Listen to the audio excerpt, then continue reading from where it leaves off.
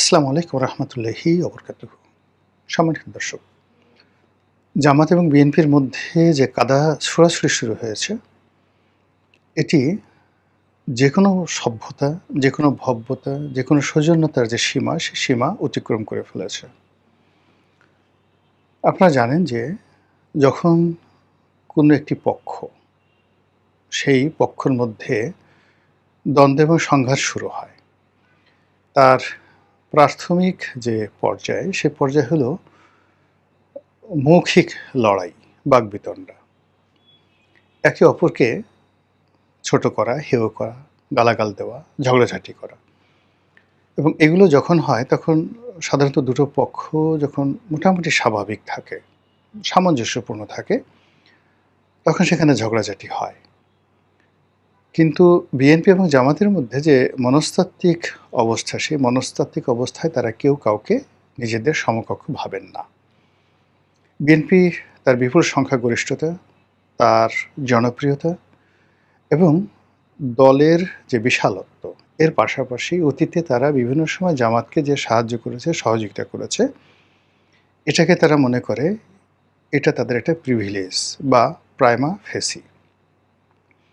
তো কাজেই যেকোনো সম্পর্ক তৈরি করার আগে রায় বাহাদুর, খান বাহাদুর, চৌধুরী বংশের লোকজন যখন অপেক্ষাকৃত সেই রাম, শাম, যদু, মধুর সঙ্গে সম্পর্ক করে, তখন বারবার স্মরণ করিয়ে দেয়, এটা কিন্তু চৌধুরী বংশের ছেলে বা তালুকদার বংশের মেয়ে, ইত্যাদি ইত্যাদি বিষয়। তদ্রূপ জামাত এবং বিএনপির সঙ্গে যে কোনো সম্পর্কের আগেই সবাই, বিএনপির যারা লোকজন, তারা স্মরণ করে দেওয়ার চেষ্টা করেন যে আমরা না হলে তোমরা টিকতে পারতে না, আমরা না হলে তোমাদের এক্সিস্টেন্স থাকতো না, সার্ভাইভ করতে পারতে না। এই মনস্তাত্ত্বিক অবস্থা বিএনপির মধ্যে রয়েছে। আর অন্যদিকে জামাত যেটা মনে করে যে যখন বিএনপি ঐতিহাসিক সমস্যায় পড়েছিল, যখন তাদের সাথে কেউ ছিল না, তখন সমস্ত লজিস্টিক সাপোর্ট নিয়ে তারা বিএনপির সঙ্গে দাঁড়িয়েছিল। কিন্তু বিএনপি সবসময় তাদের মধ্যে একটা দাদাগিরি, ভারত যেভাবে বাংলাদেশের সঙ্গে দাদাগিরি দেখায়, বিএনপির যারা নেতৃবৃন্দ রয়েছেন তারা যে যার অবস্থানে থেকে সময় এবং সুযোগ পেলে জামাতের লোকের সঙ্গে তারা দাদাগিরি দেখিয়েছে। সেটা জিয়াউর রহমানের জমানাতে দেখানো হয়েছে, সাত্তার সাহেবের জমানাতে দেখানো হয়েছে, আর 91 থেকে আজ অবধি ক্রমাগতভাবে তারা এই দাদাগিরি দেখিয়ে চলছে। এই অবস্থা হয় না।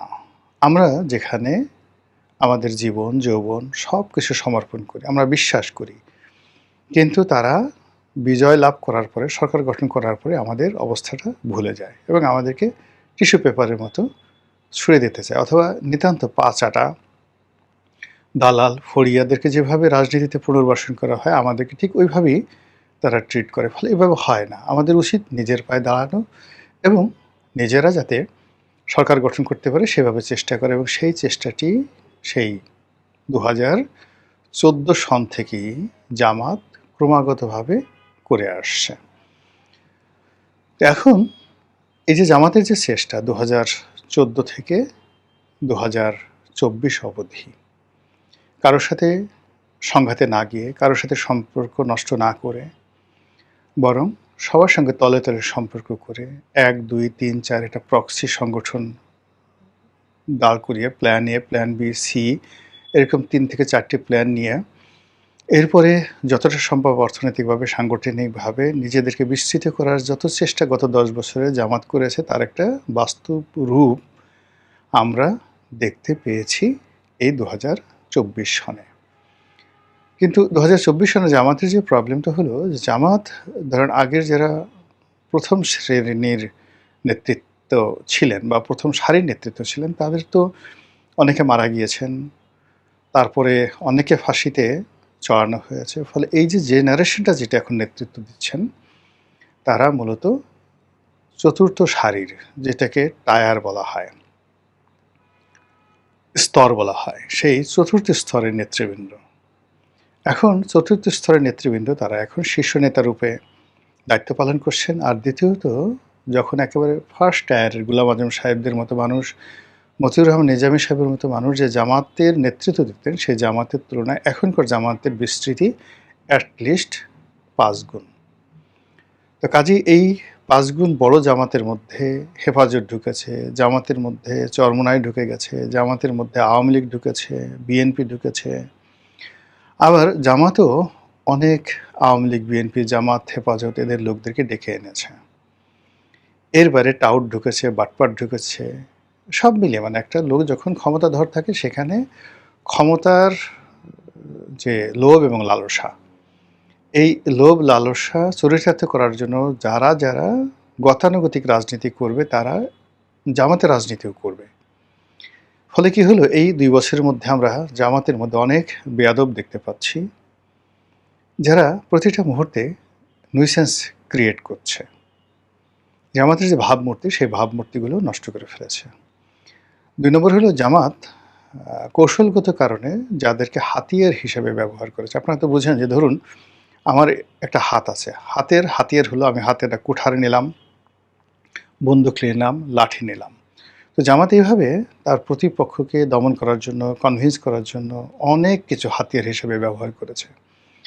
এটা ধরুন টাকা, পয়সা, প্রযুক্তি, বটবাহিনী, ইল্লু, পিঙ্কু, ধুঙ্কু, চুঙ্কু এরকম অনেক লোককে টাকা দিয়েছে আর এদেরকে ব্যবহার করেছে প্রতিপক্ষকে উত্তেজিত করার জন্য। ফলে কি হলো, জামাত রাতারাতি যখন ক্ষমতায় চলে আসলো তখন এ সকল ইল্লু এবং পিঙ্কু, চুল্লু বুল্লু যারা আছে, চিল্লু বিল্লু যারা আছে, তারা ওনারশিপ দাবি করে বসলো। দে আর দ্য ওনার। তাদের কারণে এই জিনিসগুলো হয়েছে।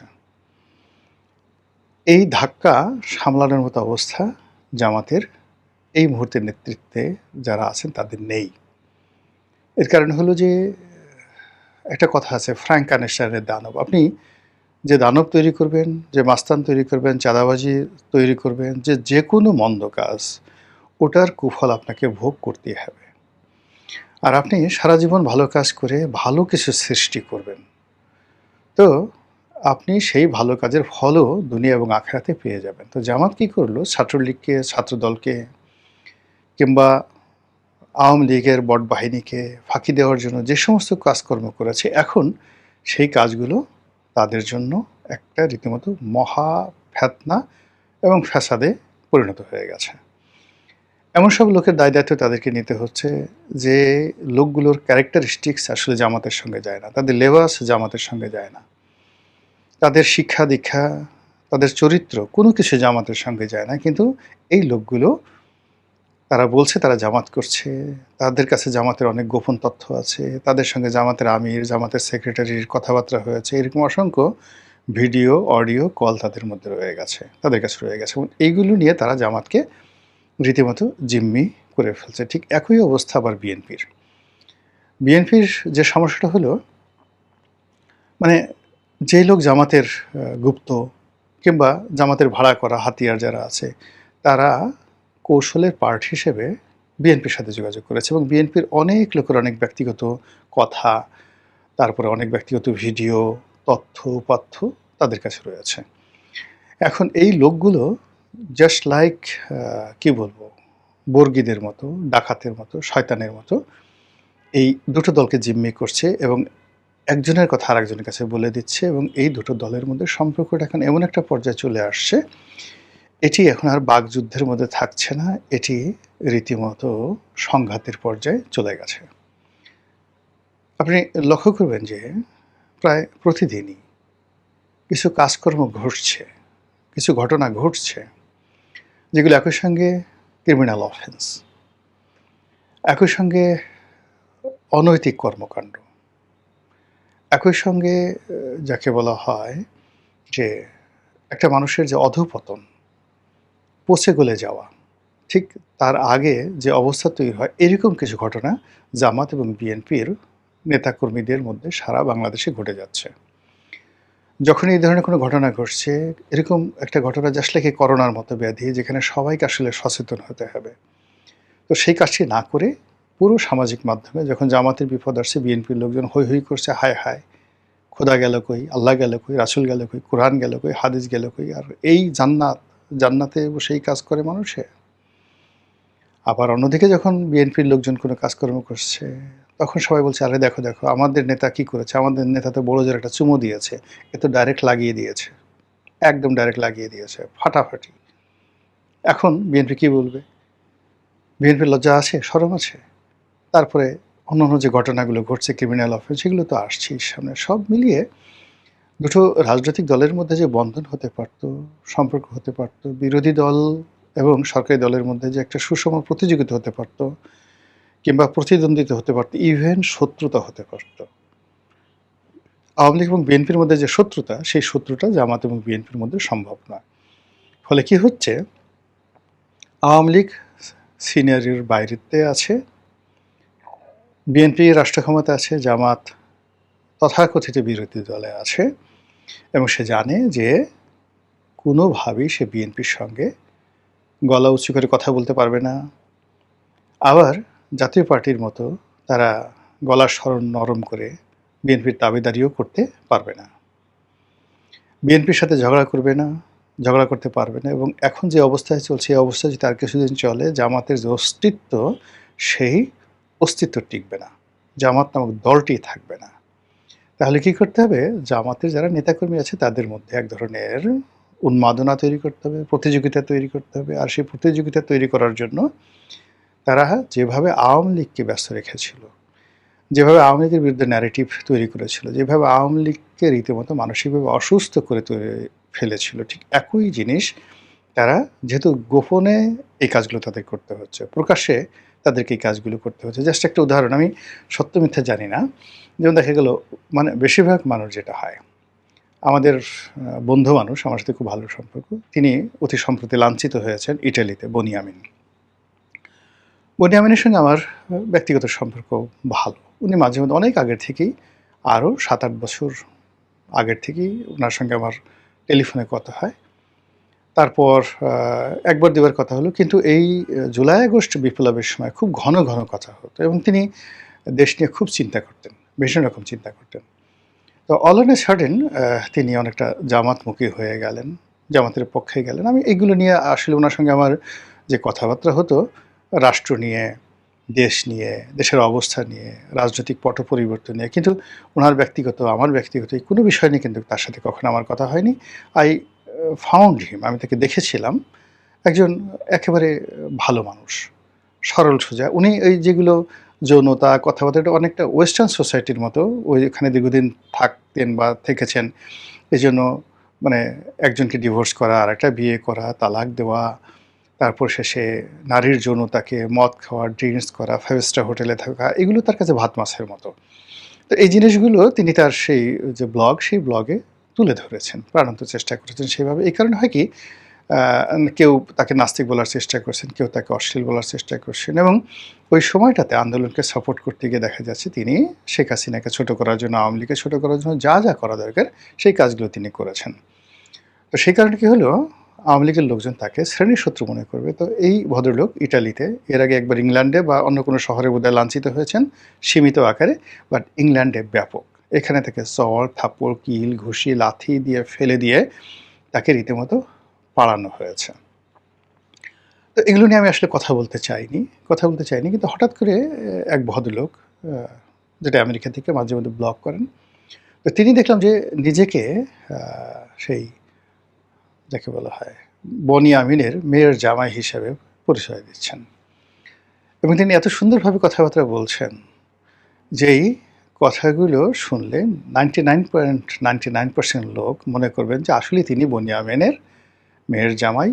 এবং তিনি যে ভাষাগুলো ব্যবহার করেছেন, পরবর্তীতে দেখা গেল যে সেই ভাষা, মানে আমি নিজেও মনে করেছি যে আসলে মেয়ের জামাই এইভাবে কথা বলছে, কিন্তু স্যাটায়ার করে যে একটা মানুষকে শেষ করে দেয়া যায়, এটা এই ভদ্রলোকের কথার মাধ্যমে আমি এখনও জানি না আসলে সে মেয়ের জামাই কিনা। পরে কয়েকজন আবার ইউটিউবার বললেন যে না, ওই ভদ্রলোক যিনি আমেরিকান যে থাকেন, এই ভদ্রলোক, তার সঙ্গে বনিয়ামিনের সাথে সম্পর্ক ভালো না। বনিয়ামিন তাকে নিয়ে বেশ কয়েকটা ব্লগ তৈরি করেছেন, এই ছেলের বিভিন্ন অনিয়ম তুলে ধরেছেন।